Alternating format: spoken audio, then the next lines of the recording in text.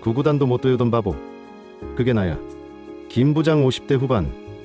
암기력은 빵점이지만 통찰력은 만점인 입지전적인 리더. 겉은 완벽해 보이지만 인간적인 빈틈, 건망증을 가진 매력적인 멘토. 박대리 30대 초반. 김 부장을 존경하지만 낮은 암기력 때문에 자존감이 바닥난 후배. 비 오는 날 저녁 타닥타닥 장작 타는 소리가 들리는 교외의 아늑한 찻집. 김 부장의 손때 묻은 두툼한 가죽 수첩. 만년필. 김이 모락모락 나는 쌍화차. 당신은 바보가 아니다. 빗방울이 창문에 부딪히는 소리. 박대리 찻잔을 만지작거리며 깊은 한숨을 내쉰다. 부장님, 저 이번 진급 시험 또 떨어졌습니다.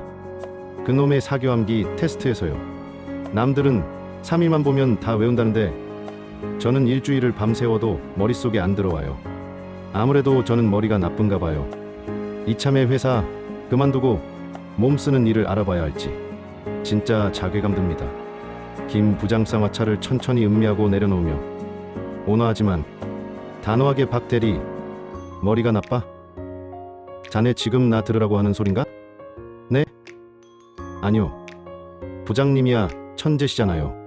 회의 때마다 그 복잡한 프로젝트 흐름을 칠판에 그리시는 거 보면 저랑은 차원이 다르시죠. 김 부장 피식 웃으며 천재? 야, 박대리, 내 비밀 하나 알려줄까?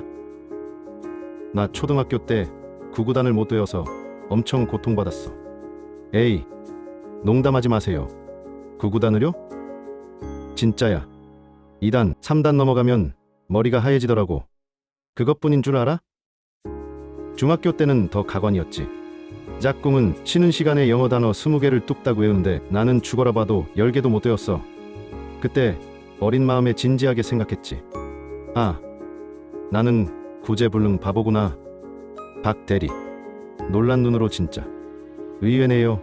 지금 부장님 모습 보면 상상도 안 가는데요. 결정적인 사건이 있었지. 중2 때 담임 선생님이 부모님을 호출하셨어. 난 내가 뭘 잘못해서 혼나는 줄 알고 쫄았는데 선생님이 대뜸 이러시는 거야. 어머니, 니누가 IQ 검사를 해보면 상위권이고 애가 농땡이 치는 것도 아닌데 이상하게 성적이 안 나옵니다. 혹시 뇌기능에 다른 문제가 있는지 병원 가서 진단 좀 받아보시죠. 병원 가보란 소리까지 들으셨어요? 와, 상처받으셨겠는데요. 어린 나이에 충격이었지. 나는 환자인가 싶었으니까. 지금도 마찬가지야. 나 팝송 좋아하잖아. 근데 가사 끝까지 아는 노래가 하나도 없어. 노래방 가면 가사 자막 없으면 한 소절도 못 불러. 사람 이름 거래처 김 사장, 박 사장. 10번을 들어도 돌아서면 까먹어. 이게 나야. 별PB 만든 무기 HDD가 아닌 CPU로 승부하라. 듣고 보니 저보다 심하신 것 같은데요. 그런데 어떻게 대기업 임원까지 되신 겁니까? 암기도 못하고 이름도 까먹으시는데. 김 부장 품에서 낡은 가죽 수첩을 꺼내 탁자에 놓으며 바로 이것 때문이지. 나는 일찍 깨달았어. 내 머리는 믿을 놈이 못 된다. 내 뇌는 구멍난 항아리라는 걸 인정한 거지. 그래서 젊을 때부터 강박적으로 적기 시작했어. 상사가 지나가면서 툭 던진 말, 회의 때 나온 숫자, 심지어 오늘 점심 때 누가 뭘 맛있게 먹었는지까지. 안 적으면 1분 뒤에 증발하니까. 아, 그래서 부장님 별명이 메모광이셨군요. 전 그냥 꼼꼼하신 성격인 줄 알았어요. 성격이 아니라 생존 본능이었어. 그런데 박 대리, 참 신기한 일이 벌어지더군. 남들은 머리 좋다고 자기 기억력을 믿고 메모를 안 해. 근데 인간 기억이라는 게 시간이 지나면 왜곡되거든. 내가 언제 그랬어? 하고 싸우기 일쑤지. 근데 나는 적어놨잖아. 과장님, 3월 5일 오후 2시에 회의실에서 이렇게 말씀하셨습니다. 하고 수첩을 펴면 게임 끝이야. 그때부터 사람들이 나를 무서워하더군. 저 사람은 빈틈이 없다라고. 사실은 빈틈투성이라 적은 건데 그게 가장 강력한 무기가 된 거지. 그리고 박 대리, 내 IQ가 높다고 했다고 했지? 얘가 살아보니 그 말이 맞았어. 우리 같은 사람들은 뇌 구조가 좀 달라. 우리는 저장 장치 HDD는 고장났는데 대신 연산 장치 CPU가 엄청나게 좋은 거야. 연산 장치요? 응. 암기 잘하는 애들은 정보를 점으로 기억해. 1919년 3.1운동 이걸로 끝이지. 근데 우리는 그게 안 헤어지니까 맥락을 찾게 돼. 사람들이 왜 뛰쳐나왔지? 그때 기분이 어땠을까? 하면서 정보를 선으로 연결하려고 하지. 가사를 못 외우니까 멜로디와 감정에 더 집중하고, 이름을 못 외우니까 그 사람의 인상이나 특징을 관찰하게 돼. 이게 쌓이면 뭐가 되는 줄 알아? 바로 기획력과 창의력이 되는 거야. 아, 팩트를 못 외우니까 흐름을 파악하려고 발버둥 쳤던 게. 그렇지, 남들이 텍스트를 외울 때 자네는 콘텍스트, 즉 맥락을 읽는 훈련을 평생 해온 거야. 직장에서 위로 올라갈수록 필요한 건 영어 단어 20개 외우는 능력이 아니야. 이 일이 왜 발생했고 앞으로 어떻게 흘러갈 것인가를 꿰뚫어보는 통찰력이지. 자네가 기획안 낼 때마다 내가 야, 이건 시각이 참 신선하다 했던 거 기억나? 그게 자네가 암기력이 나빠서 생긴 능력이라니까?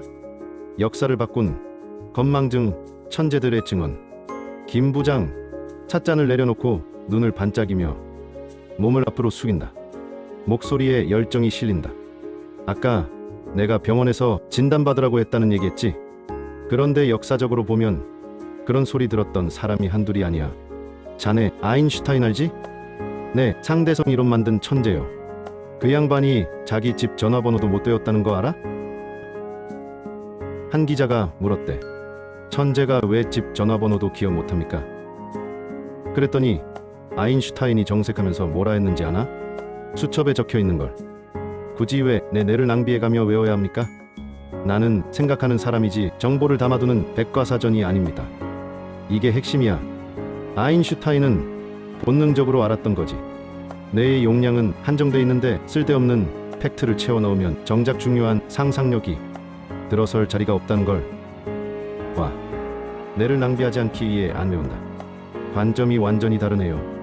그뿐인 줄 알아? 발명왕 에디슨 학교에서 쫓겨났어. 선생님이 이 아이는 너무 산만하고 머리가 나빠서 가르칠 수 없다고 했지.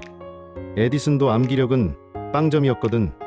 그런데 에디슨이 특허를 1000개 넘게 낼 수 있었던 비결이 뭘까? 머리가 좋아서? 아니야. 그 사람은 지독한 메모광이었어. 에디슨이 남긴 연구 노트가 무려 3,500권이야. 자기가 기억을 못하니까 실험 하나 실패할 때마다 잊힌 듯이 적은 거야. A를 섞으니 폭발했다. B를 넣으니 연기가 났다. 그 3,500권의 외부 기억 장치가 있었기 때문에 전구가 나오고 축음기가 나온 거지 에디슨 머리에서 나온 게 아니라고. 저는 에디슨이 천재라서 머릿속에서 번쩍하고 아이디어가 나온 줄 알았어요. 천만에 우리 같은 사람들은 머릿속에 전구가 안 켜져. 대신 손끝에서 켜지는 거야. 윈스턴 처칠도 봐. 영국을 구한명연설가잖아? 근데 그 양반 학교 다닐 때 성적 바닥이었고 말도 더듬었어. 즉흥연설? 꿈도 못 꿨지. 그래서 처칠은 원고를 토시 하나까지 미리 다 적고 그걸 수십 번 고치고 거울 보며 연습했어. 남들은 처칠은 천재다라고 했지만 사실은 철저한 준비와 기록이 만든 연기였던 거야. 듣고 보니 제가 가진 단점들이 위인들에게도 다 있었네요. 그래, 신은 공평해. 암기력을 뺏어간 대신 우리에게는 연결하는 힘을 줬어. 우리는 팩트를 기억 못하니까 살기 위해서 도대체 이게 왜? 라는 질문을 던지게 돼. 정보를 점으로 기억하는 게 아니라 선으로 연결해서 그림을 그리는 능력. 그게 바로 기획력의 본질이야. 암기력 0점을 천재로 만드는 4가지 기술. 김 부장이 냅킨을 한 장 뽑아 만년필로 꾹꾹 눌러 쓰며 설명한다. 자, 이제부터 실전이야. 자네가 내일부터 당장 뇌를 개조할 수 있는 훈련법 4가지를 알려줄게. 암기력 나쁜 우리가 살아남는 생존 기술이야. 첫째, 회의 들어가면 상사 말을 받아 적기 바쁘지? 그리고 나오면 까먹고. 이제부터는 팩트만 적지 마. 대신 의도를 적어. 부장님이 다음 달까지 A 프로젝트 매출 10% 올려라고 했다 치자. 암기 잘하는 애들은 매출 10%만 외워. 근데 자네는 거기서 질문을 던져야 해. 왜 하필 지금이지? 왜 10%? 회사가 지금 자금이 급한가? 팩트는 까먹어도 돼. 하지만 느낌과 배경을 메모해놔. 나중에 기획안 쓸 때 단순 매출 증대가 아니라 단기 현금 흐름을 개선하는 프로모션을 하겠습니다라고 하면 상사가 깜짝 놀랄 거야. 어? 내 속마음을 어떻게 알았지? 하면서. 이게 바로 통찰력 훈련이야. 둘째, 텍스트 전체를 못 외우지? 나도 그래. 노래 가사도 못 외우는데 뭘. 그러니까 키워드 3개만 뽑는 연습을 해. 책 한 권을 읽든 보고서를 보든 딱 3개 단어만 동그라미 쳐. 그리고 그 3개를 억지로 연결해서 말도 안 되는 이야기를 만들어봐. 예를 들어 사과, 비행기, 칫솔이다. 이걸 어떻게 외워? 사과를 먹던 비행기가 이빨이 썩어서 칫솔질을 했다. 이렇게 유치하게 스토리를 만드는 거야. 우리 뇌는 팩트는 까먹어도 스토리는 절대 안 까먹어. 이게 습관이 되면 복잡한 업무도 자네 머릿속에선 하나의 재미있는 이야기가 돼서 정리가 될 거야. 셋째, 자네 메모장 쓴다고 했지? 근데 그냥 적기만 하면 쓰레기야. 오늘부터 메모할 때 딱 한 줄만 더 적어낼 생각을 해. 신문 기사를 스크랩했다. 그럼 밑에다가 이건 우리 회사 마케팅에 써먹을 수 있겠다. 이건 김 부장이 좋아할 내용이다. 이렇게 내 태그를 달아놔. 단순한 정보에 자네의 생각이 한 숟가락 얹어지는 순간 그건 죽은 지식이 아니라 살아있는 지혜가 돼. 나중에 기획서 쓸 때 검색창에 키워드 하나만 치면 과거의 자네가 적어둔 아이디어들이 우르르 쏟아져 나와서 자네를 도와줄 거야. 그게 바로 자네의 제2의 뇌야. 넷째, 우리는 길게 말하면 까먹고 횡설수설하지. 그러니까 짧게 말하는 연습을 해야 해. 엘리베이터 피치라고 들어봤지? 엘리베이터 타고 올라가는 30초 안에 사장을 설득하는 거. 이건 암기력이 아니라 압축력이야. 복잡한 보고서를 읽고 딱 한 문장으로 줄이는 연습을 해. 그래서 결론이 뭔데? 한마디로 고객의 시간을 아껴주는 서비스야. 이렇게 정의 내리는 연습을 하루에 한 번씩만 해봐. 이게 쌓이면 나중에 자네가 입만 열면 사람들이 와, 정리가 확 되네 하면서 무릎을 칠 거야. 복잡한 세상을 단순하게 정리해주는 사람. 그게 진짜 리더거든. 당신은 대체 불가능한 편집장이다. 차가 식은 줄도 모르고 열변을 토한다. 박 대리의 눈빛이 점점 확신으로 변하고 있다. 박 대리, 요즘 AI다 뭐다 해서 직장인들 불안해하지. 변호사, 회계사 등 암기해서 지식 파는 직업들이 제일 위험해. 걔네들은 답이 정해진 걸 찾는 선수들이잖아. 근데 AI가 1초 만에 더 정확한 답을 내놓거든. 맞아요. 저도 그래서 더 불안합니다. 제가 설 자리가 없을까 봐요. 김 부장 단호하게, 아니, 오히려 자네 세상이 온 거야.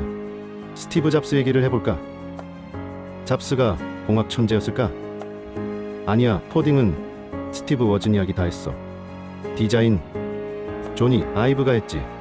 잡스는 대학도 중퇴했고 전공 지식도 깊지 않았어. 그런데 어떻게 혁신의 아이콘이 됐을까? 잡스가 늘 했던 말이 있어. 창의성은 연결하는 것이다. 그는 서체 수업 칼리그래피라는 생뚱맞은 지식과 컴퓨터 기술을 연결했어. 남들은 그게 무슨 상관이야? 할 때 그는 그 두 개를 섞어서 아름다운 폰트를 가진 맥킨토시를 만들어낸 거야. 자기 머릿속 지식이 아니라 남의 것을 연결했군요. 바로 그거야. 잡스는 편집장이었어. 우리 같은 메모광들이 바로 이 편집장의 자질을 타고난 거야.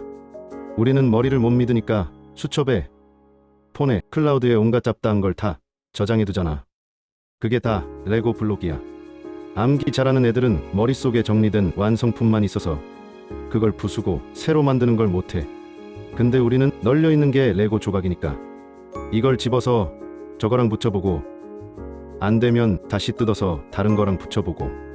이 조립 능력이 바로 창의성이고 이건 AI가 흉내내기 힘들어. AI는 데이터를 주면 분석은 하지만 야, 이거랑 저거랑 섞으면 재밌겠는데 하는 엉뚱한 상상은 못하거든. 제 산만함과 자팍다시기, 레고 블록이었다니 소름 돋습니다. 그래, 자네는 지금 엄청난 광산을 깔고 앉아 있는 거야. 미지근해진 차를 원샷하고 박 대리의 손을 꽉 잡는다. 박 대리, 나 팝송 가사 아직도 못 외워.